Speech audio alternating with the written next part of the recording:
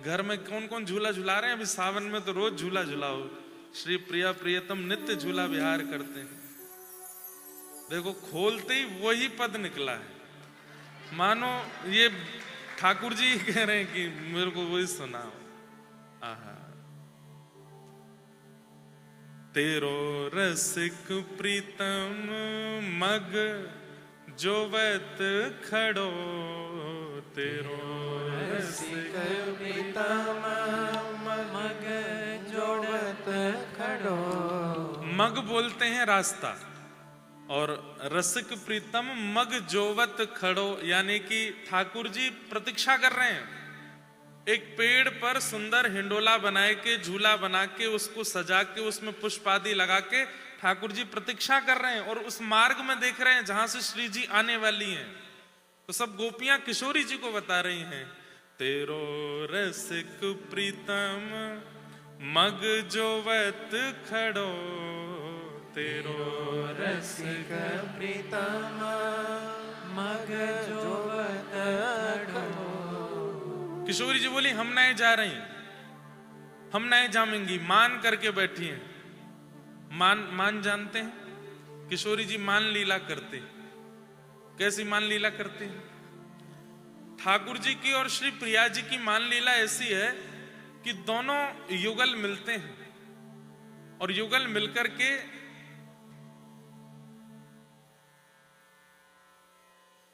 भैया ने एक जूता उतार दी हूं। हाँ बस, तो क्या बता रहा था मैं? हाँ, प्रिया प्रीतम दोनों मिलते हैं और निकुंज में जाकर के कभी रास लीला होती है, कभी अन्य लीला होती है, कभी कभी मान लीला होती है। मान लीला कैसे होती है? कोई बात नहीं है, कुछ हुआ नहीं है, आपस में दोनों कहते हैं आज कौन गुस्सा करेगा बताओ। बोल किस बात पर? बोल बात कुछ नहीं, बस गुस्सा करो, दूसरा मनाएगा। और वही मनाने में ही इतना प्रेम प्रकट हो जाता है, उसी को देख देख करके सब सखियां राजी हो जाती, सब गोपियां राजी हो जाती। तो अधिकतर मान करने की जो जिम्मेवारी है वो किशोरी जी की है, वही मान करती हैं, ठाकुर जी मनाते हैं। श्यामाजू के रिझवन कारण नाना रूप धरावे, कान्हा मोर बने आवे, लाला मोर बने आवे। किस लिए? किशोरी जी को रिझाने के लिए। कहा भैया देखो देखो यहां देखो, ये कहा भैया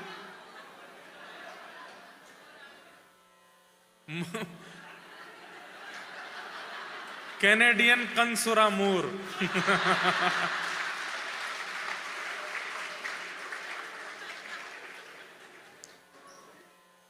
बुरा नहीं मानना भाई, लेकिन मोर तो सुरीले हमारे ब्रज के ही हैं। ध्यान से सुनो, ध्यान से सुनो।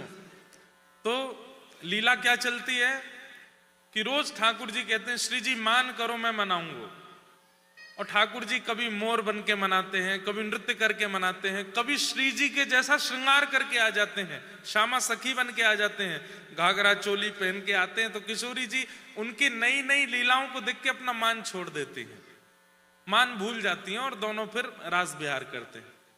आज किशोरी जी बोली ठाकुर जी एक काम करो, बोले रोज मैं मान करूं, आज आप करो, मैं मनाऊंगी। ठाकुर जी बोले देखो ये आप ही करो, हम मनाते हुए अच्छे लगते हैं, आप हमको मनाती हो तो हमको अच्छा नहीं लगता। किशोरी बोली नहीं नहीं नहीं, आज आप मान करोगे, मैं मनाऊंगी। ठाकुर जी बोले तो फिर देख लो। बोले देख लेंगे। बोले मना लोगी? बोले मैं मना लूंगी। तो कर लूं मान? बोले करो।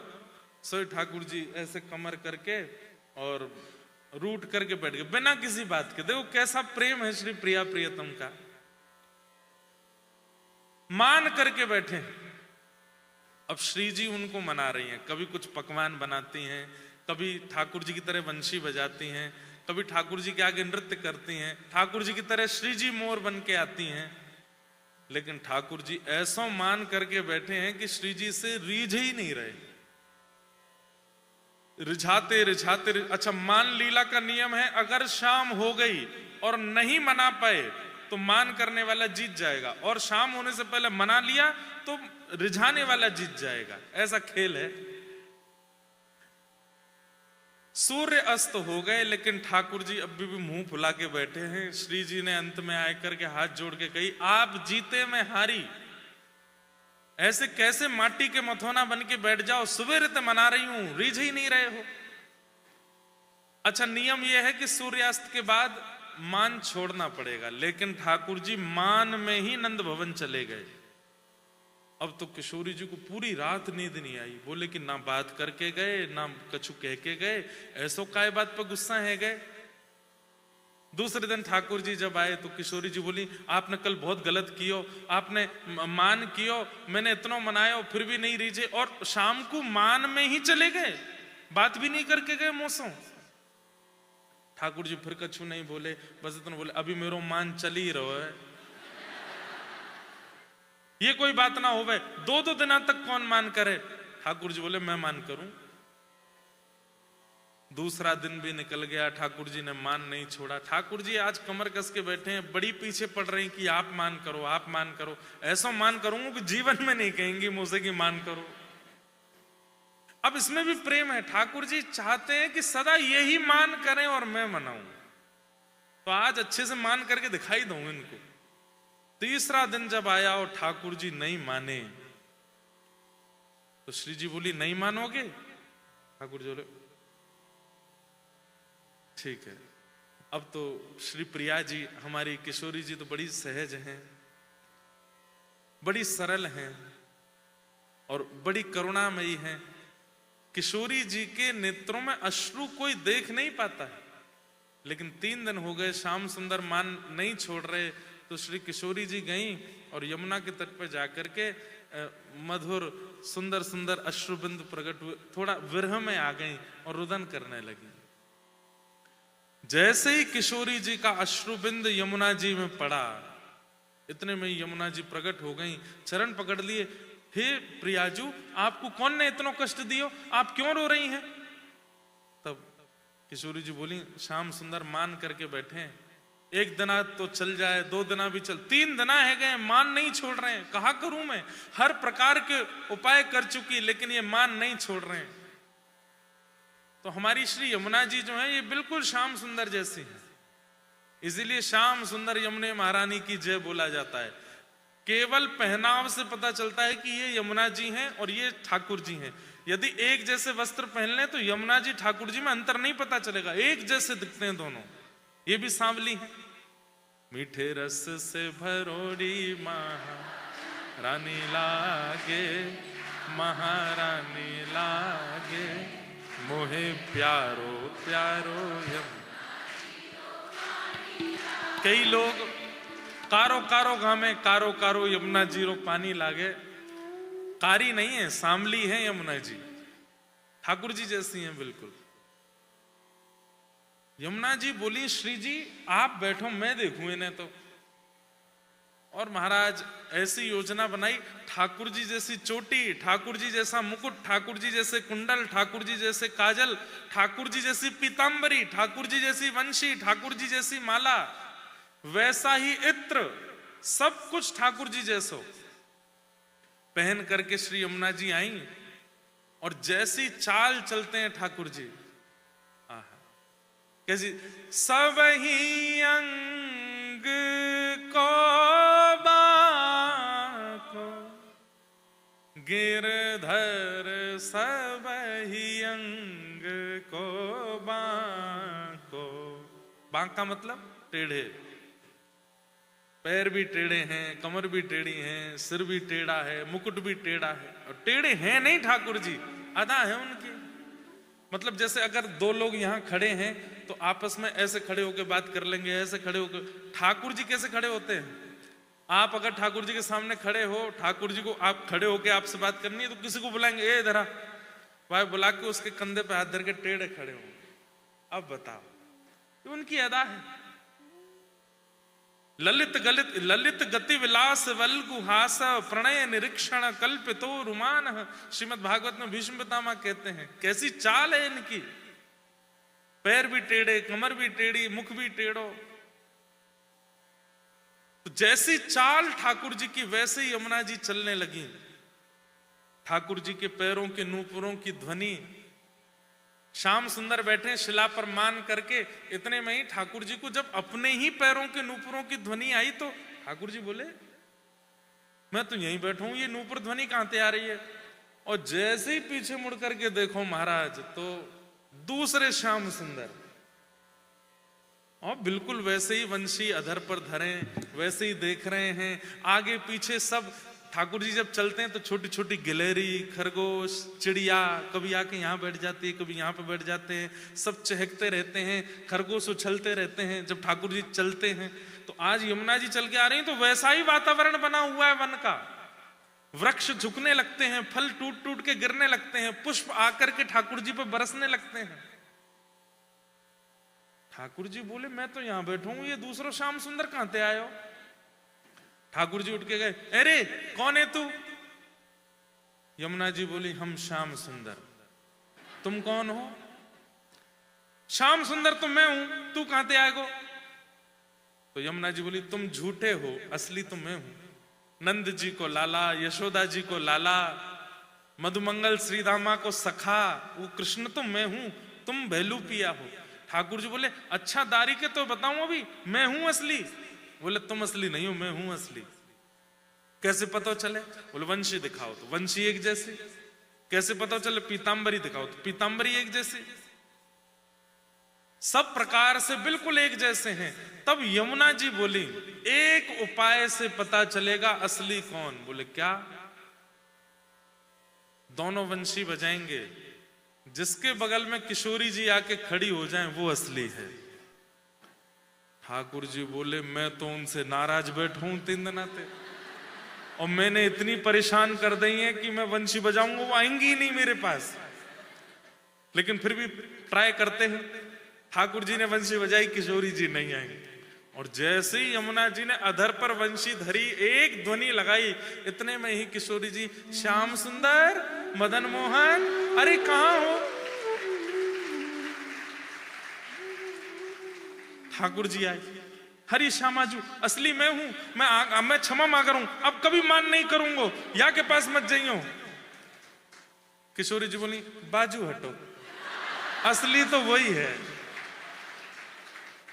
अब तो ठाकुर जी के मोती जैसे अश्रुबिंदु प्रकट है गए, और श्री किशोरी जी जाकर के यमुना जी के बगल में ठाड़ी भई। तब ठाकुर जी ने आके कही अरे सांचो मैं हूं, ये नहीं है।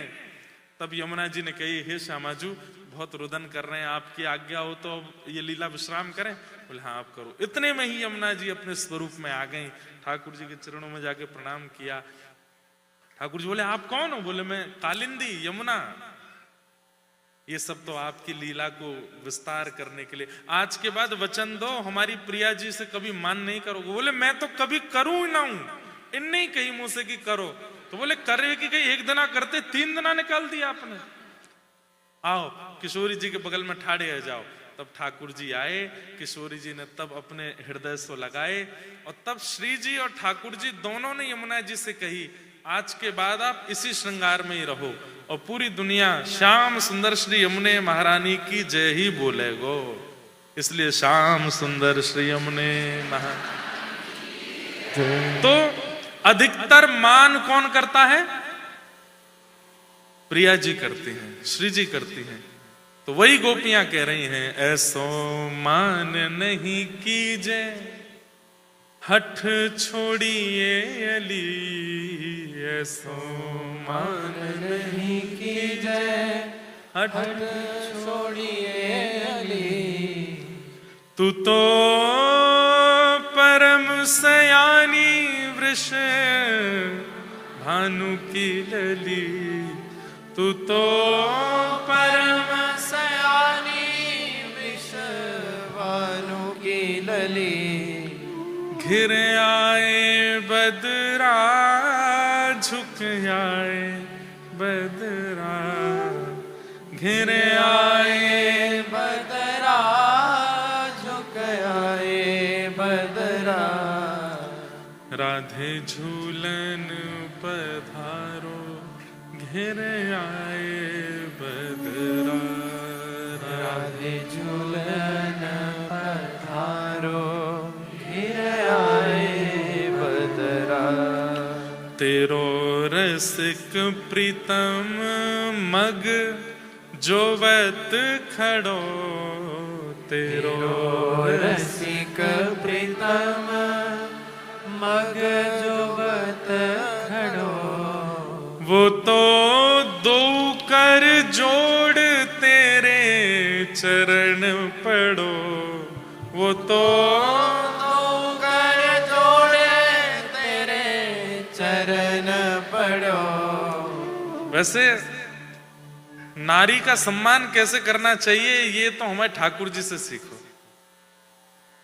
उनके आगे झुकने में इतना भी संकोच नहीं करते ठाकुर जी। रसखान जी का एक पद है कि ब्रह्म में ढूंढो पुराणन गानन, मैंने सब जगह ब्रह्म को ढूंढा, मुझे कहीं भी नहीं मिला, किसी ने मुझे बताया नहीं, वेद वेदांतों में मैंने ढूंढा तब भी वो परमात्मा मुझे मिला नहीं। तभी क्या हुआ, बोले वृंदावन की सघन वीथियों में ढूंढते ढूंढते एक दिन मैंने क्या देखा, क्या देखा, रयो पलोटत राधिका पायन। श्री किशोरी जी के चरणों में जब देखा तब मैंने चरणों में उस ब्रह्म परमात्मा कृष्ण को देखा। हमारे ठाकुर जी आजकल ऐसा विधान है कि पत्नी ही पैर छूती है, प्रियतमा ही प्रियतम के पैर छूती है, पर प्रेम की चरमोत्कृष्ट ऐसा कह लीजिए दिखाने के लिए पत्नी छुए पति के पैर, लेकिन एकांत में पति छुए पत्नी के पैर। हाँ, जहां प्रेम हो वहां तो हो। इस पर तो जोरदार ताली बजाओ। वो तो दो कर जोड़ तेरे चरण पड़ो, वो तो दो कर जोड़ तेरे चरण पड़ो। हो घिर आए बदरा झुक आए बदरा, घिर आए बदरा झुक आए बदरा। श्यामा झूलन पधारो घिर आए बदरा, श्यामा झूलन पधारो घिर आए बदरा। तो आज बादल देख करके और वर्षा देख करके मन में यही भाव आ रहा था कि ठाकुर जी कह रहे होंगे नेक कथा में हिंडोरा को भाव कछु गाय दियो भैया। तो आज ये भाव, एक और भाव है, झूला तो झूले रानी राधिका, झूला तो झूले रानी पर अब ये सुनने वाली बात, हाँ झुलावे गिरधर लाल रे, झुलावे गिरधर लाल। ओ महीना सावन का झूला तो झूले रानी राधिका। इन सावन के दिनों में घर के ठाकुर जी सिंहासन पर नहीं बैठते। घर में चाहे छोटा झूला लगाओ लेकिन लगाओ। झूला और पलना में अंतर होता है। जो नंदोत्सव पर आप लोग ठाकुर जी को कराते हैं वो पलना है, हिंडोला दूसरा होता है। तो अब वो तो भारत से लाना पड़ेगा आपको हिंडोला झूला, या फिर घर में बनाओ, कोई ऐसे दो खुंटी हो वहां से टांग के बढ़िया उस पर झूला बनाओ, पीछे बैकयार्ड में कोई बढ़िया पेड़ हो उसके नीचे झूला बनाओ, वहां ठाकुर जी को झूलाओ। बहुत ठाकुर जी को इतना सुख मिलता है। ऋतुओं के अनुसार जो उत्सव आते हैं ना, अब धीरे धीरे थोड़ी भक्ति को अपग्रेड कीजिए अपनी।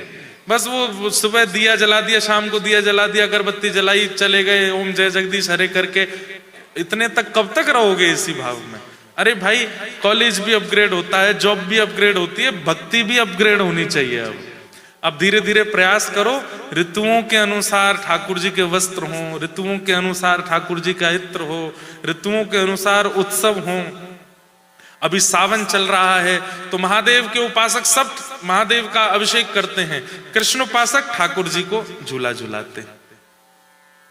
इसके बाद फिर भादों का महीना आ जाएगा तो जन्माष्टमी की प्रिपरेशन घर में शुरू हो जाएगी, जन्माष्टमी का उत्सव होगा।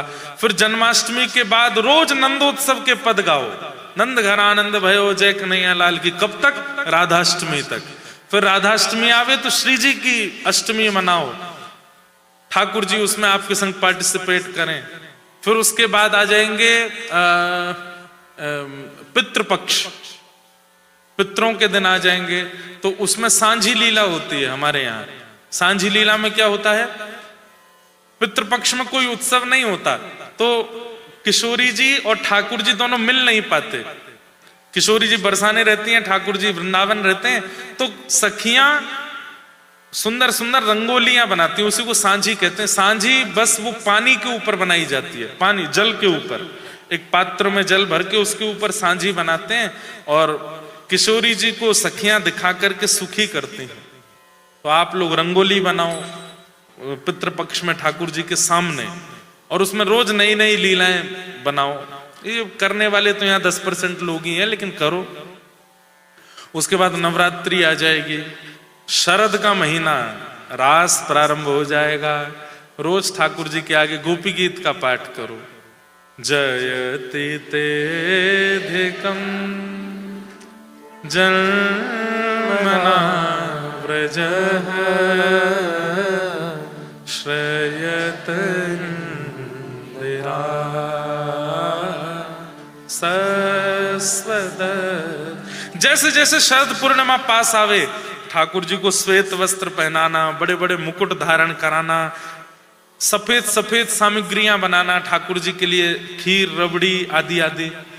और शरद पूर्णिमा की रात्रि को चंद्रमा की छांव में ठाकुर जी को, कोई लाइट नहीं, बस दिए जले हों, चंद्रमा की छां और ठाकुर जी का रास ब्याह। यहाँ कनाडा में तो शांति भी इतनी बढ़िया से कर सकते हो आप लोग।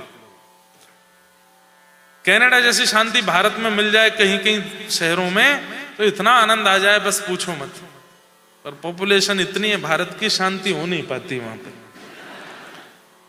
अभी मैं न्यूजीलैंड में था तो मुझे किसी ने पत्र लिख के भेजा, बोले महाराज जी न्यूजीलैंड से सफाई लेकर के जाइएगा, भारत के लोगों को बताइएगा, ऐसे साफ सुथरे देश रखे जाते हैं आदि आदि, पता नहीं क्या क्या लिखा था। हमने कहा बहन जी आपका छोटा सा देश, और उसमें भी न्यूजीलैंड की आबादी है केवल 52 लाख। कितनी? 52 lakhs, अराउंड 5 million पूरे देश की। वहां पर 52 लाख इंसान, भेड़ हैं, 1 करोड़ गैया हैं न्यूजीलैंड में। मैंने कहा हमारे दिल्ली राजधानी में कितनी है, दिल्ली राजधानी की पॉपुलेशन कितनी? 5 करोड़ के आसपास है। हाँ 8 करोड़, कनाडा से भी ज्यादा है, बताओ, अकेले राजधानी की। और भारत पूरा अगर फैल जाए तो फिर वही क्या। तो सब ठीक है, लेकिन आप लोगों के यहाँ देशों में शांति बहुत है, तो रात्रि में खूब सुंदर सुंदर घर के अंदर उत्सव कर सकते हो, कोई दिक्कत नहीं है। फिर उसके बाद आएगी गोपाष्टमी। गोपाष्टमी पर सुंदर सुंदर गैया लिया आओ, ठाकुर जी के आगे ऐसे सुंदर गाय बना दो, वन का सुंदर एक बगीचा बना दो, ठाकुर जी गौचारण करने जा रहे हैं, ठाकुर जी का सुंदर उस दिन तिलक करो, आज लाला गैया चरावे जा रहे है। फिर उसके बाद आ जाएगी दीपावली, दीपावली के बाद आएगी गोवर्धन पूजा। ये सब ऋतुओं के अनुसार उत्सव चलते रहते हैं। तो धीरे धीरे अपनी भक्ति को अपग्रेड कीजिए। कब तक उसी स्थिर पर रहोगे, अब थोड़ा सा आगे ले जाइए अपनी स्थिति को। तो अभी सावन चल रहा है, जिनके घर में झूला है अच्छी बात है, नहीं है तो जाके पधराना, ठाकुर जी को झूला झुलाओ। झूला क्यों झूलते हैं? इन दिनों में हवा कम चलती है, इसलिए बादल रहते हैं तो गुम हो जाता है पूरा माहौल, हवा नहीं चलती और हरियाली आ जाती है। तो सब सखियां पेड़ों पर ठाकुर जी के झूला लगाते हैं, वहां झूला झुलाते हैं, ताकि जो हवा में नमी है उससे प्रिया प्रियतम को सुख मिले। अलग अलग हिंडोले बनते हैं, फल का हिंडोला बनता है, पुष्पों का हिंडोला बनता है। अब आपकी जितनी क्षमता हो उतना करना, लेकिन करो। हम भारत जाते ही लाल जी का हिंडोला उत्सव करने वाले हैं, क्योंकि आवश्यक है। तो ऐसे आज वर्षा का बहुत सुंदर प्रभाव देखने को मिला। आपके पियर्सन सेंटर में इंद्रेश बरस रहे हैं, ऊपर से इंद्रदेव बरस रहे हैं, और बाहर से कपड़े भी भीग रहे हैं, मन भी भीग रहा है। और आज जब कथा विश्राम होगी तो कईयों की आंखें भी भीगेंगी। अब बस हो गए 2 दिन बाद, अब फिर आएंगे अगले साल और फिर आप सबके बीच में फिर से कुछ चर्चा करेंगे। आज मेरे पास बहुत सारे पत्र आए और कम से कम 250 मैसेजेस मुझे वैसे मिल गए ऑनलाइन, लेकिन मैं पढ़ तो नहीं पाया हूँ सबको, झूठ क्यों बोलूं। लेकिन मैं कल फ्लाइट में करता ही क्या जाऊंगा, ये पढ़ता ही जाऊंगा और कहीं ना कहीं किसी ना किसी कथा में आपका उत्तर मिल ही जाएगा। अच्छा, मैं आज एक बात बता रहा था कि हमारे लाल जी एक मिरेकल करते थे। जैसे इतनी सारी चिट्ठियां आई, भारत में तो इतनी आती हैं, तो हम क्या करते हैं, सब तो पढ़ नहीं पाते, मैं लाल जी के आगे रख देता हूं और उसका प्रभाव ये होता है कि अगले दिन की कथा ही ऐसी होती है कि उसमें सारे प्रश्नों के उत्तर आ जाते हैं। ये लाल जी कराते हैं ऐसा। तो मैं जितनी देर बैठा उतनी देर में 2 ही पर्चियां खोल पाया। उसमें एक आया है कि मैं सिख धर्म की होकर के श्री जी की, ठाकुर जी की सेवा करना चाहती हूं, ऐसे परिवार में शादी करना चाहती हूं, मैं ऐसा क्या करूं कि मैं इनकी हो जाऊं सदा के लिए। मुझे शादी का मोह तो नहीं है, पर माता पिता की खुशी के लिए क्या करूं। आपको जो सही लगे कृपा राह दिखाइए। आपकी भावना तो बहुत अच्छी है। आपने एक बात कही, सिख धर्म। देखो, जात पात पूछे नहीं को, हरि को भजे सो हरि को हो। जब दादर रहमान जैसे ठाकुर जी के हो सकते हैं, रसखान जैसे ठाकुर जी के हो सकते हैं, जब ताज बेगम ठाकुर जी की हो सकती है, तो सिख तो हम सब एक ही हैं, हम में कोई अंतर तो है नहीं। आप खूब प्रेम से ठाकुर जी का भजन करो और नित्य ठाकुर जी से प्रार्थना करो कि तथा सचाहम परिवोडु काम। ये श्लोक है, जो ब्याह ठ्याए अभी नहीं है, जिनका ब्याह होने वाला है, वो श्लोक याद कर लेना। तथा सचाहम परिवोडु काम, समान शीलाम गृह में दधेनुम। श्रीमद् भागवत में एक कथा आती है कपिल देव भगवान की। कपिल भगवान के जो पिताजी हैं और मां हैं, आपकी मां देवभूति और पिताजी कर्दम ऋषि। तो कर्दम ऋषि ने 1000 साल तक तपस्या की। 1000 साल बाद जब भगवान प्रकट हो गए तो उन्होंने यही कहा जो आपने पत्र में लिखा है कि हे नाथ, मैं आपसे जितना प्रेम करता हूं, मुझसे भी ज्यादा प्रेम करने वाली एक कन्या मिले, आपसे प्रेम करने वाली, और उससे मेरा ब्याह हो जाए, ऐसी कृपा करो। तो कहते हैं ठाकुर जी इतने प्रसन्न हो गए, वाह, तुमने 1000 साल की तपस्या के बाद ये मांगा। मेरे चरण नहीं मांगे, मुझे नहीं मांगा, मेरी भक्ति नहीं मांगी, मेरा भजन करने वाली, आपसे ज्यादा मुझसे प्रेम करने वाली एक पत्नी मांगी। क्यों? मैं आ तो गया, मुझे ही मांग लेते, अब भक्ति करके क्या। बोले नहीं नाथ, आप तो चले जाओगे, फिर हम दोनों दंपति अपने संसार का निर्वहन करते हुए आपका जब भजन करेंगे और आपके भक्त बालकों को जन्म देंगे, तो उसमें हमारा सार्थक जीवन होगा। तो कृपा करके ऐसी एक कन्या दो जो मुझसे भी ज्यादा आपसे प्रेम करती हो। तब भगवान ने उनसे कहा कि पृथ्वी के सबसे पहले मानव, जिनका नाम है स्वयंभू मनु, उनकी बेटी देवभूति से आपका ब्याह होगा और वो आपसे भी ज्यादा मुझसे प्रेम करती है। तो कर्दम ऋषि बड़े प्रसन्न हो गए। जाते जाते भगवान बोले, एक वरदान मुझे अपनी तरफ से देने का मन हो रहा है। कर्दम ऋषि बोले क्या? बोले एक वरदान तो आपने मांगा, वो मैंने दे दिया, एक मैं अपनी तरफ से देता हूं कि आपके यहां संतान बन के मैं ही आऊंगा, मैं आपके यहां पुत्र बन के आऊंगा। तो ये जो आपने इच्छा प्रकट की है कि ऐसे परिवार में मेरी शादी हो जो श्री जी के समीप ले जाएं, जो ठाकुर जी की सेवा करावें, इसके लिए श्री जी से नित्य प्रार्थना करो और निश्चित ऐसा परिवार मिलेगा। और फिर उसके बाद जो गोपाल जी आएंगे वो साक्षात ठाकुर जी ही आएंगे घर पे, और जो श्री जी आएंगी वो भी ठाकुर। अभी क्या होता है, आजकल लड़का लड़की ये देखते हैं लुक्स है कि नहीं, सुंदर है कि नहीं, कितने डॉलर कमा लेता है, कहाँ जॉब कर रहा है, कौन सी गाड़ी है, और यहाँ पे कुछ एडिशनल चीजें और देखते हैं, पीआर है कि नहीं, सिटीजनशिप आ गई कि नहीं आई, तो फिर उससे विभाग की योजना। बाकी सब चीजों को छोड़ो, एक चीज देखो, कथा सुनता है कि नहीं, उसकी प्लेलिस्ट चेक किया करो। हाँ, जो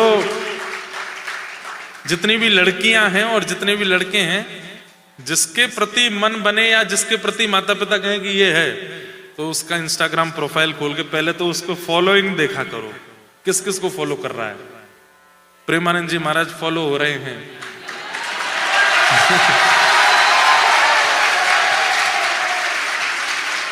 भक्ति पथ फॉलो हो रहा है। उसी समय फोन करो बंद, मां से को मुझे रिश्ता मंजूर करा दो। क्या शेयर करता है, स्टोरीज में क्या डालता, आजकल भाई सोशल मीडिया का जमाना, वही देखना पड़ेगा।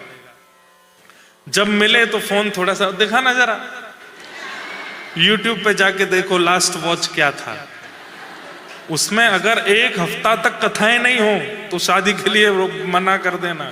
बोले तुम कथा नहीं सुनी, एक हफ्ता हो गया, एक हफ्ता से कोई सत्संग नहीं किया तुमने।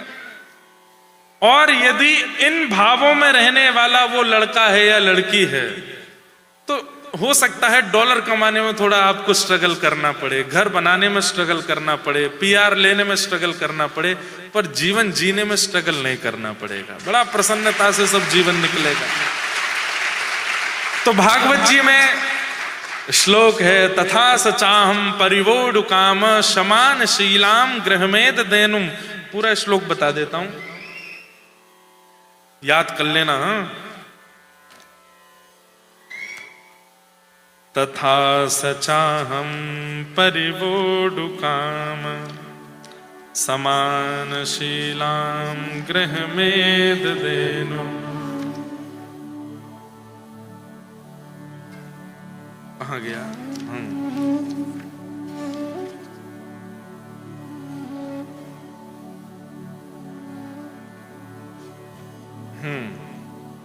तथा सचाहम परिवोडु काम समान शीलाम गृहमेद धेनुम उपेवान मूलमशेष मूलम दुराशयः काम दुदांग्रिपश्य। ये श्लोक याद करके रोज ठाकुर जी के आगे बोलो। वैसे तो इसमें पत्नी के लिए है, लेकिन बहनें बोलेंगी तो पति भी अनुकूल तो मिल ही जाएगा। तो जिन लोगों को वैष्णव चाहिए जीवन साथी, वो ये श्लोक बोल करके ठाकुर जी को प्रार्थना कर सकते हैं, पुष्प अर्पित कर सकते हैं, भोग अर्पित कर सकते हैं। तो ठाकुर जी को भी पता चल जाएगा कि जैसे शादी.com पे लोग बाग अपना डाल देते हैं, मैट्रिमोनियल साइट्स पे डाल देते हैं कि हमने ये डिग्रीज कर रखी हैं, फिर वहां कोई ना कोई आपको ढूंढ के आ जाता है। ऐसे ही इस श्लोक के द्वारा अपना मैट्रिमोनियल ठाकुर जी को दे दो कि नाथ, मैं कंठी पहनता हूं, एकादशी व्रत करता हूं, कथा सुनता हूं, कनाडा में रह करके भी सारे नियमों का पालन करता हूं, अब आप ही ढूंढ के किसी ना किसी को मेरे पास भेज देना। तो फिर ठाकुर जी ही योजना बना के किसी को भेजेंगे आपके पास, इसलिए ये कर सकते हैं। दूसरी पर्ची जो हम खोल पाए उसमें मेरी दादी, पिताजी, भाई, हमारी चिड़िया और खासकर मेरी माँ आपकी बहुत बड़ी फैन है। चिड़िया भी फैन है कि घर पर 24 घंटे में से 20 घंटे आपकी कथा चलती है। वाह। मैं 5 साल पहले कनाडा आई थी और भगवान की कृपा से नौकरी, घर, मारा और जीवन साथी सब मिल गए। वाह। और नवंबर में शादी भी है। अच्छा, अभी तक सब कुछ गो विद द फ्लो से चल रहा है, पर कभी कभी लाइफ के इस फेस में इमोशनल ओवरवेल्म्ड, दुखी, कभी बहुत खुश हो जाती हूं। महाराज जी बस एक बार कह दीजिए कि सब ठीक रहेगा। नहीं रहेगा। सुनो सुनो सुनो सुनो, इस संसार में आने वाला व्यक्ति कोई है ही नहीं, उसको हम झूठी सिंपैथी क्यों दें कि सब बढ़िया रहेगा। दुखालयम शाश्वतम, इस संसार का नाम है दुखालय। मैं मंच पर बैठा हूं, मेरा सब कुछ बढ़िया चलेगा, ऐसा हो नहीं सकता। यहां सबके जीवन में दुख आता है। ये मत पूछिए कि महाराज जी कह दो कि सब ठीक रहेगा। आपको कहना चाहिए था कि महाराज जी ठाकुर जी से कहना हमको बल दें, हर परिस्थिति से जूझ पाए, क्योंकि परिस्थिति तो आएगी।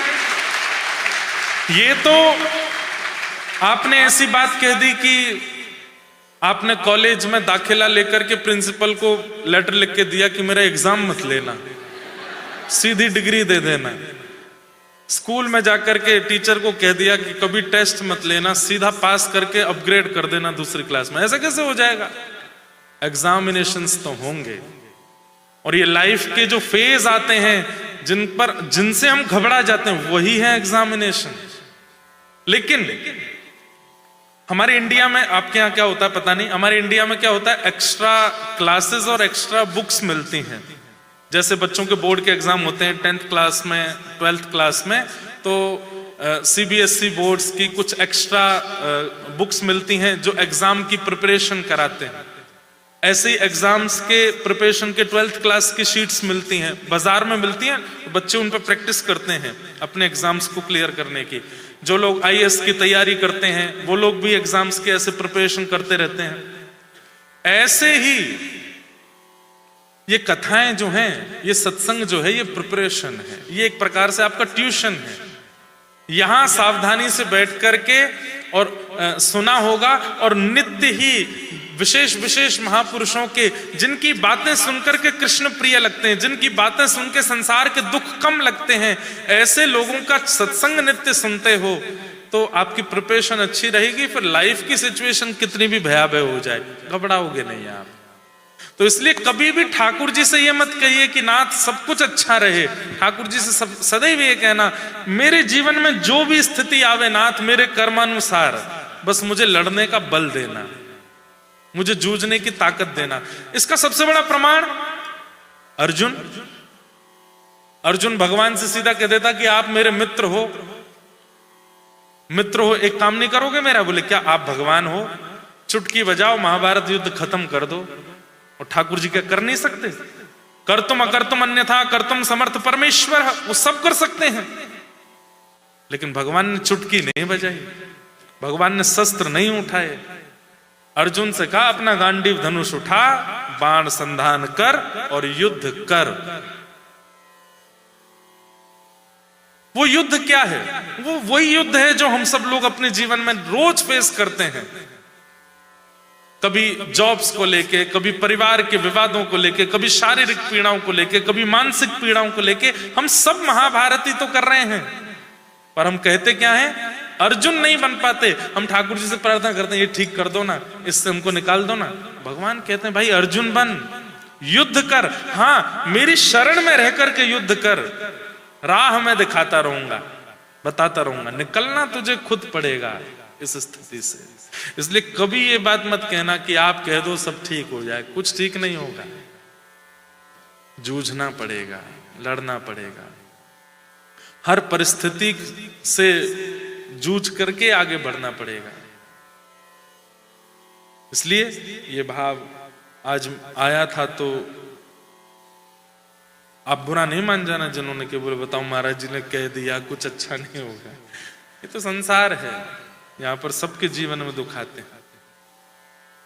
हमारे पूज्य पिताजी महाराज एक पंक्ति गाते थे कथा में, आज एक्स्ट्रा चेयर लगी है, पता है क्यों? आने वाले हैं, उनकी हिंदू सभा मंदिर में कथा चल रही है, थोड़ी बहुत देर में आएंगे, उनका भी भाव हम लोग थोड़ा सुनेंगे कुछ। दुख ही मानव की संपत्ति है, फिर दुख से क्यों घबराता है? दुख ही मानव की संपत्ति है, फिर दुख से क्यों घबराता है? और ये पंक्ति बहुत अच्छी है, क्या? सुख जाता है तो दुख देकर, दुख जाता है तो,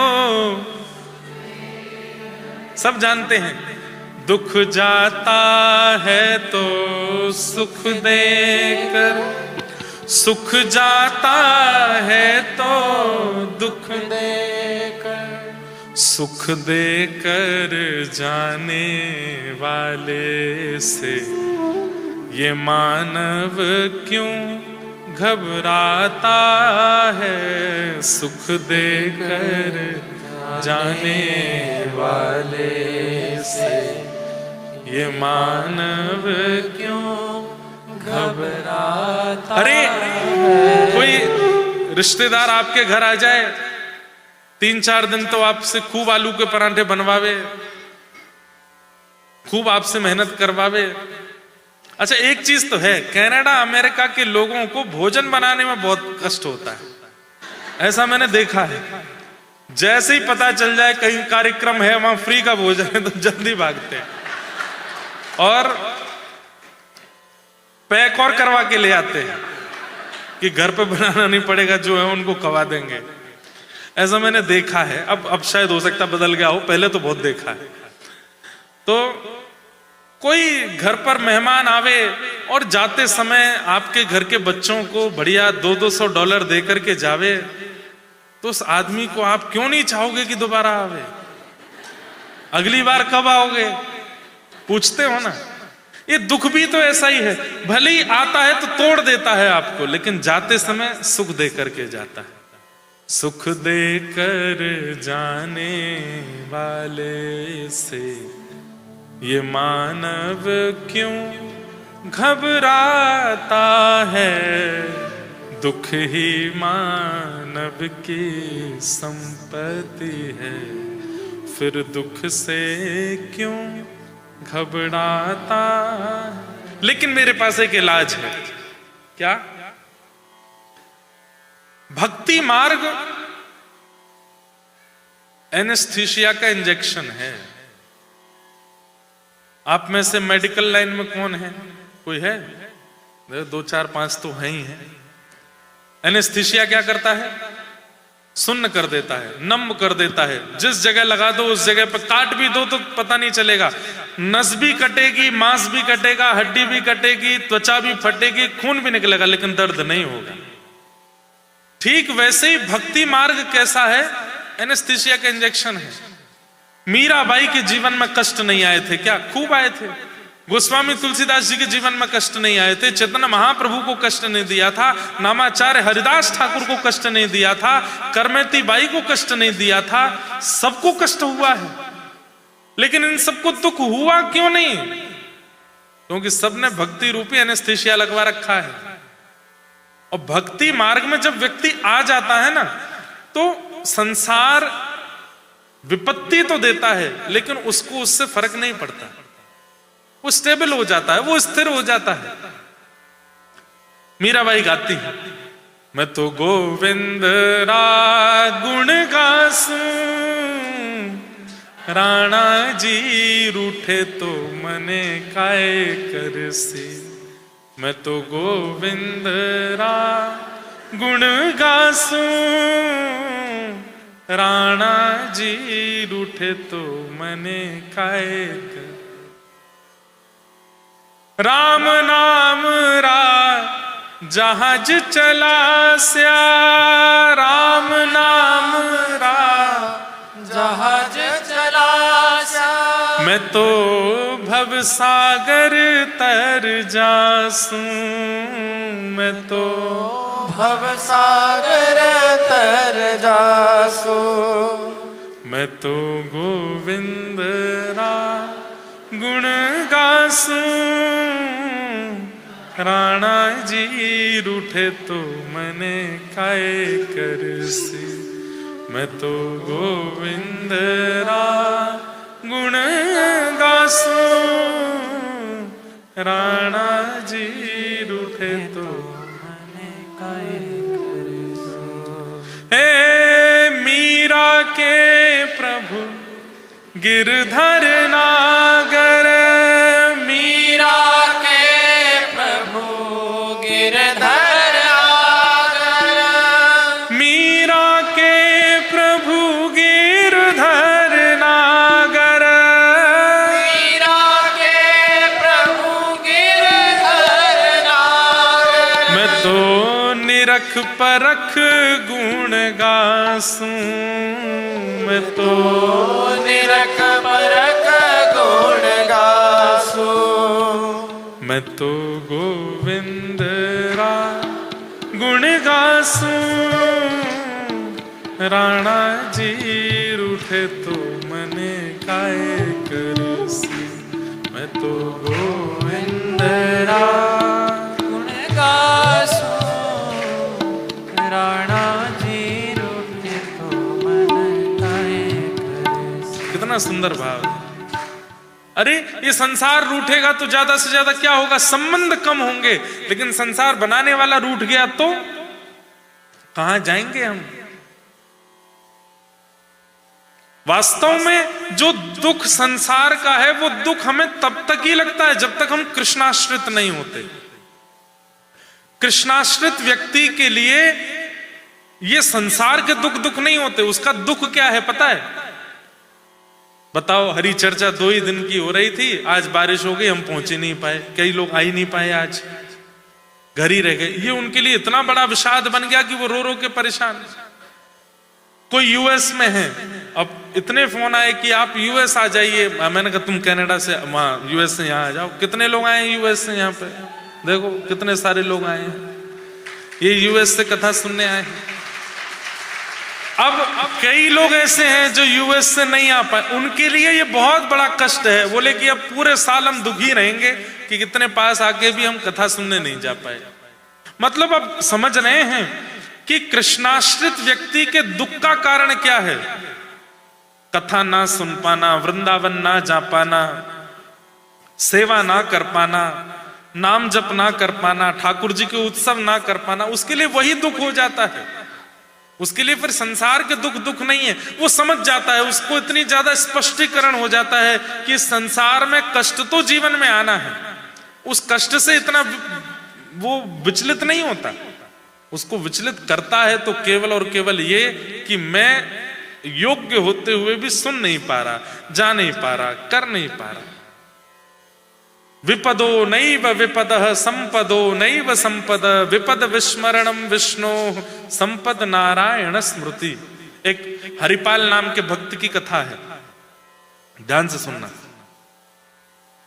एक हरिपाल नाम के भक्त हुए, उन्होंने अपने माता पिता से कह दिया कि मैं विवाह नहीं करूंगा। तो माता पिता ने कहा जीवन भर ऐसे ही रहोगे? बोले कि हाँ, मैं विवाह करूंगा तो ऐसी कन्या से करूंगा जो भगवत परायण हो, खूब भजन करते, कीर्तन करते, कथा सुनते, संपन्न परिवार से थे हरिपाल जी। वही बात है ना, ठाकुर जी ढूंढ के लाते हैं फिर ऐसों के लिए। एक पास के गांव में एक और संपन्न परिवार की बेटी थी। उसने अपने माता पिता से कहा कि मैं उसी लड़के से शादी करूंगी जो रोज 1000 महात्माओं को भोजन कराता हूं, रोज 1000 वैष्णवों की सेवा करता हूं। किसी ने ये बात जाके हरिपाल जी को, तेरे लायक लड़की मिल गई है। बोले कहां? पास के गांव में एक कन्या है, उसने अपने माता पिता से कहा है कि 1000 संतों को, वैष्णवों को भोजन कराने वाला लड़का होगा, उसी से ब्याह करूंगी। हरपाल जी बोले तो बहुत बढ़िया है, अब आप घर पे बात करके हमारा ब्याह कराओ। ऐसी भगवत परायण कन्या ही चाहिए थी मुझे। हरपाल जी का ब्याह हो गया। पत्नी ने पहले दिन ही कह दिया था कि शर्त याद है? बोले कि बिल्कुल याद है, आप निश्चिंत रहो। ब्याह के अगले दिन से ही 1000 संतों का भोजन बनता है और आसपास के राहगीर और यात्रा में जाने वाले संतों को बुलाते थे, प्रेम से पाओ। करते करते करते करते करते करते 10 साल बीत गए। हरपाल जी कोई काम नहीं करते थे। परिवार के पुस्तों ने जो जमा करके रखी थी पूंजी, उसी से ही सेवा कर रहे थे संतों की। 10-11 साल में स्थिति ये हो गई कि जो धन था वो घटने लगा। और आप उधार लेने लगे, बाजार में जाके उधार दे दीजिए, क्यों? संत सेवा करनी। एक समय ऐसा आया कि अब इनको उधार देना भी बंद हो गया, क्यों? पुराना चुकाया ही नहीं था। लेकिन संत सेवा चलनी चाहिए। पत्नी से बोले, देवी घर में सारा धन खर्च हो गया है, उधार भी इतना हो गया कि अब हमको कोई उधार नहीं दे रहा। पत्नी बोली, चाहे 12 साल हो गए हो शादी को, मैंने इसी शर्त पर शादी की थी कि आप रोज संत सेवा करेंगे, कैसे भी करिए, हमारे घर में रोज संत आने चाहिए। और इतने प्रचार हो गया था हरिपाल जी के कि अब 1000 संत नहीं, 1500, 2-2 संत आते थे रोज। तो हरिपाल जी बोले, क्या करूं? एक दिन रात्रि में बैठ करके इन्होंने अपने गांव के बड़े बड़े सेठों की लिस्ट बनाई, जो ना कभी दान करते, ना कभी पुण्य करते, ना कभी कथा सुनते, ना कभी मंदिर जाते। और इन्होंने सोचा कि अब इनके यहां चोरी करूंगा मैं। और चोरी धन की नहीं, राशन की, दाल, आटा, चावल, सूखी सामग्री, रसोई से चोरी करते थे। और उन्हीं के यहां से करते थे जो भक्ति भजन नहीं करते। कुछ दिन अपने गांव में की, फिर पास के गांव में भी देखने लगे, ढूंढते कौन भजन नहीं करता, कौन मंदिर नहीं जाता, उसके घर को चुन के वहां से चोरी करके लाते राशन, और उस राशन को बना के बढ़िया संतों को पवाते। धीरे धीरे धीरे धीरे कुछ साल में प्रचार हो गया कि एक बहुत बड़ा डकैत है, उसका नाम है हरपाल, लोगों के घर के राशन चुरा लेता है। और ऐसा चुराता है, अब 1000-1500 संतों को पवाना है, इतना राशन थोड़ी होता है घरों में, तो पूरा पूरा ही खाली कर देते थे। 1-2 घरों का लेके जाते, तब जाके 1000 संतों का प्रसाद बनता था। आप लोग नहीं करना है ऐसा, यहां कर भी नहीं पाओगे। लेकिन मतलब एक बात है कि व्यक्ति जब भगवत परायण हो जाता है ना, फिर संसार के विषय, कष्ट आदि से उसको फर्क नहीं पड़ता। तो इसको दूसरे रूप में लीजिएगा, इस रूप में मत ले जाना है जैसे हरपाल जी कर रहे हैं। तो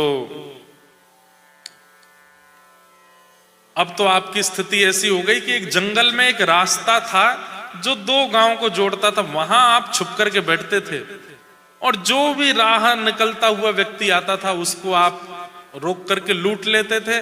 उसके गहने आदि, पैसे आदि अब लूटने लगे, उससे राशन खरीद के संत सेवा करते थे। एक दिन ठाकुर जी मंद मंद मुस्का रहे थे बैठे बैठे वैकुंठ में। लक्ष्मी जी बोली, बड़े मुस्का रहे हो, क्या बात है? बोले, एक मेरा भक्त है, पता है क्या करता है? बोले, क्या करता है? संत सेवा के लिए लोगों के घर में जाके राशन चुराता है, और राशन नहीं मिलता तो लोगों के अंगूठी, सोने की सामग्री चुरा लेता है, और उसको बेच के राशन खरीद के संतों की सेवा में लगाता है। अपने लिए कुछ नहीं करता, लेकिन देखो इसका तरीका, चोरी करके करता है। तो रुक्मणी जी बोली, तो आप क्या सोच रहे हैं? बोले, मैं सोच रहा हूं कि मैं ही एक सेठ बन के जाऊं, थोड़ा अपनी चोरी करवा के आऊं इससे। लक्ष्मी जी बोली, मैं भी चलूंगी, मैं भी चलूंगी। नहीं नहीं, तुम मत चलो। वो नहीं नहीं, मैं भी चलूंगी, मैं भी सेठानी बन के चलूंगी। और महाराज ठाकुर जी बढ़िया चौड़ी चौड़ी मूंछें रखी हैं, ऊपर सुंदर पाग पहनी है, और कानों में बढ़िया सुंदर स्वर्ण के कुंडल पहने हैं, गले में खूब सारी स्वर्ण की मालाएं पहनी हैं, हाथ में मोटे मोटे स्वर्ण के कड़ूला पहने हैं, और बिल्कुल जैसे सेठ होते हैं, हाथ में बैत लेके पेट निकाल के बाहर, और बिल्कुल सिल्क की धोती, सिल्क की कुर्ता, जैसे सेठ जी का स्वरूप होता है वैसे ही बन गए ठाकुर जी। रुक्मणी जी भी थोड़ी वृद्ध सी, और खूब सारे गहने, हाथों में अंगूठियां पहन के वो भी एक सेठानी बन गई। दोनों आए,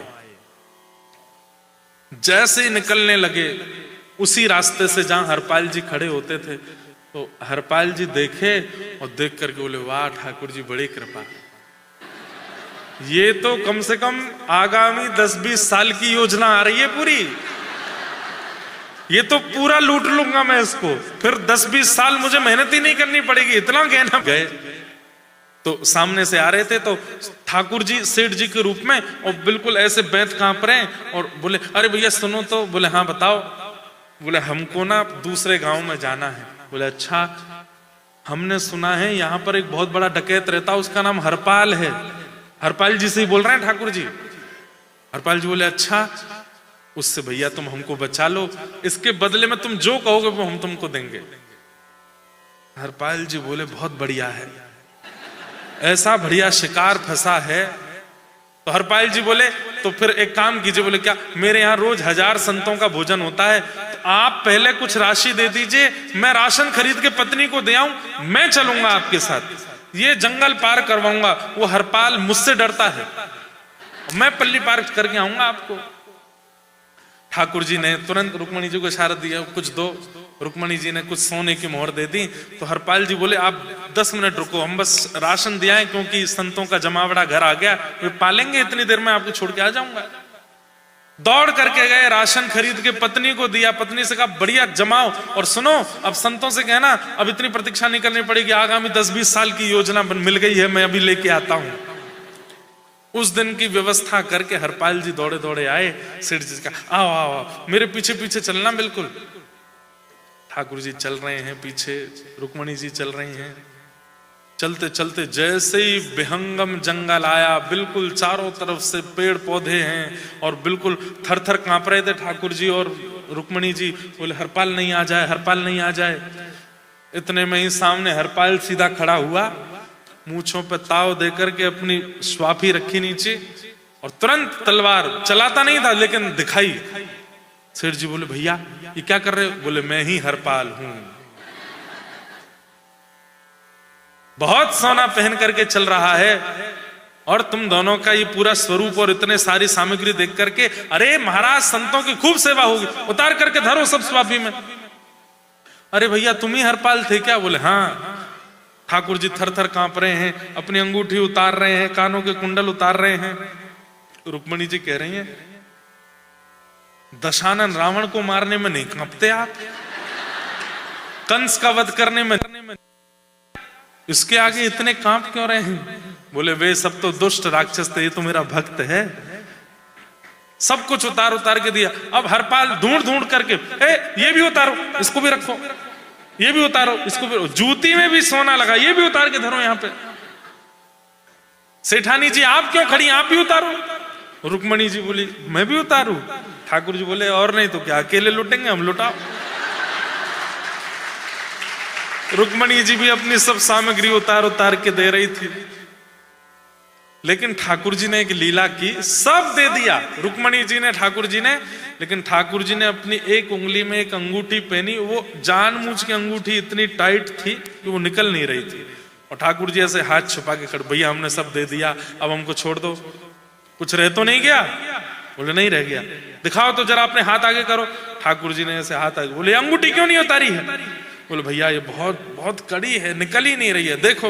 तो हरपाल निकालने लगा, खूब जोर जोर से खींचे।